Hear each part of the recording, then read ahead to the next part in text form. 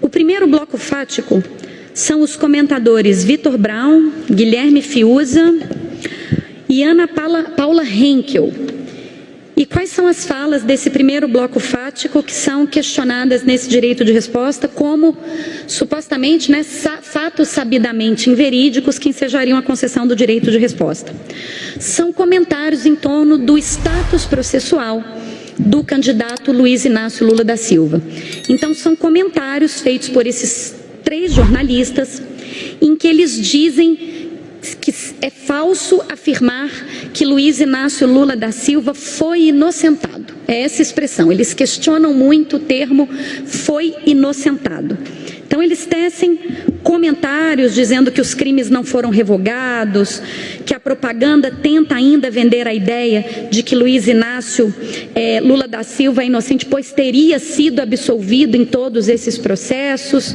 E aí eles dizem, apesar de estar solto há quase 3 anos, o petista não foi absolvido. Ele foi beneficiado por decisão do Supremo Tribunal Federal, que considerou a Vara Federal de Curitiba incompetente. Então, esse bloco fático gira em torno da possibilidade ou não de se dizer que é falso falar que Lula foi inocentado.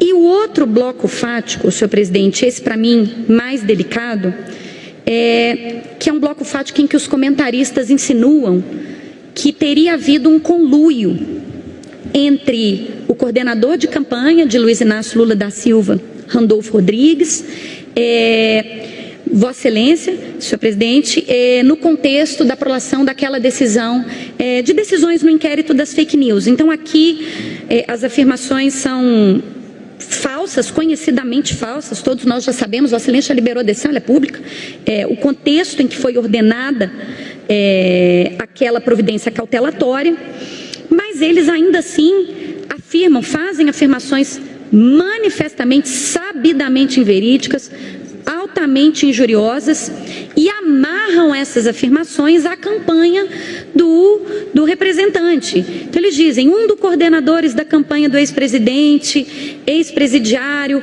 alimentando o judiciário, e há um conflito com todas as esferas, e eles alimentam e constroem uma narrativa manifestamente fraudulenta no sentido da existência de um conluio, e aqui eu destaco muito essa questão da campanha. Eles amarram isso tudo e jogam dentro da campanha para descredibilizar a própria condução imparcial deste Tribunal Superior Eleitoral na perspectiva das eleições. Então, esses são os fatos. Senhor presidente, eu com todo respeito entendo que o caso é de concessão, sim, do direito de resposta. Eu entendo que aqui o caso é de inverdade flagrante, e não apenas isso, é dolosa, é deliberada, se insere num contexto de descredibilização, de construção de narrativa de parcialidade.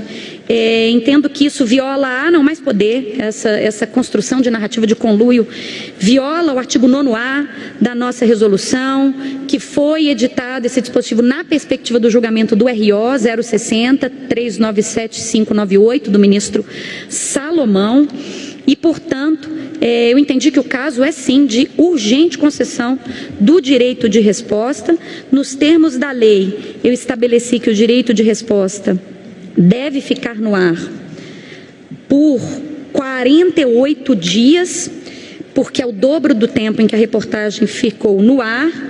Eu dei 2 dias para que os representados trouxessem o vídeo, o texto já está aqui, e eu submeto também a esta casa o texto do direito de resposta que veio na inicial, que é o seguinte: inexiste o alegado conluio destinado a beneficiar o ex-presidente Lula por meio de decisões judiciais.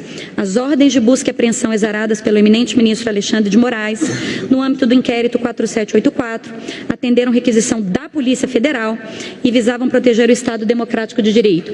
Esse foi o texto pedido na inicial, e é nos moldes deste texto, portanto, que eu proponho o desprovimento do recurso com a manutenção e a concessão de direito de resposta para que a Rádio Jovem Pan divulgue essa resposta apresentada pelo representante em mesmo veículo, espaço, local, horário, página eletrônica, tamanho, caracteres e outros elementos de realce utilizados na ofensa, sob pena de multa de R$10.000, e a resposta deve ficar na internet por, no mínimo, 48 dias. É como voto, presidente. Obrigado, ministra relatora. Só uma observação, o recurso aqui, o recurso é dos ofendidos. De ambas as partes. Ambas as partes, porque eu neguei um pedaço, deferi o outro, na parte em que eu neguei, a coligação autora recorre, na parte em que eu dei, a Jovem Pan recorre.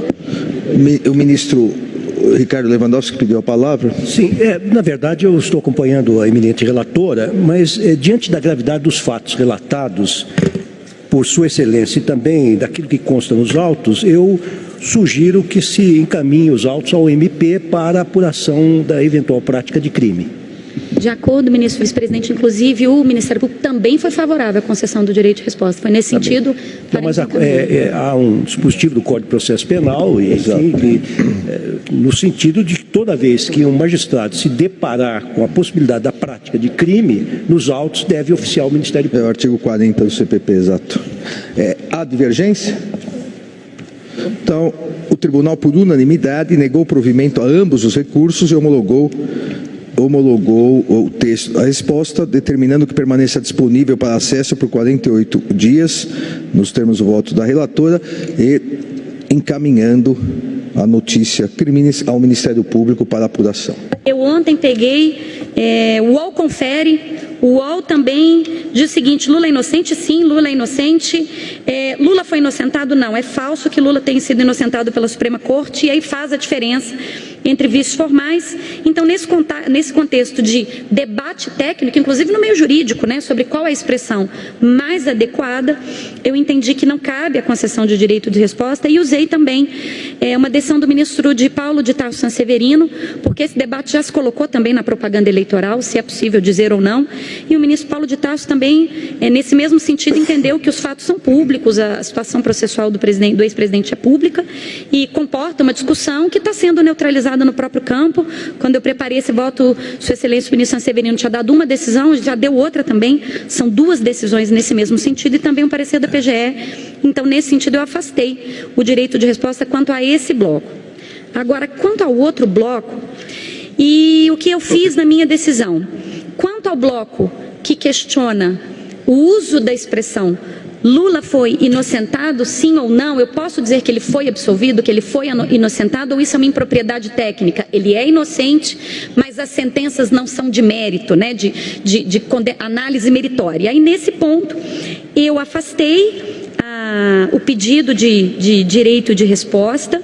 Eu entendi que não há um fato chapadamente inverídico nesse questionamento sobre a expressão técnica mais adequada. Eu coloco que é inequívoca a condição de inocência do candidato, tanto que ele é candidato, não se duvida, mas que há uma dúvida, um debate sobre a melhor expressão para definir o contexto em que houve condenações e os processos posteriormente foram anulados. Falo da decisão da ONU, falo da decisão do Supremo, menciono a France Presse, que fez uma checagem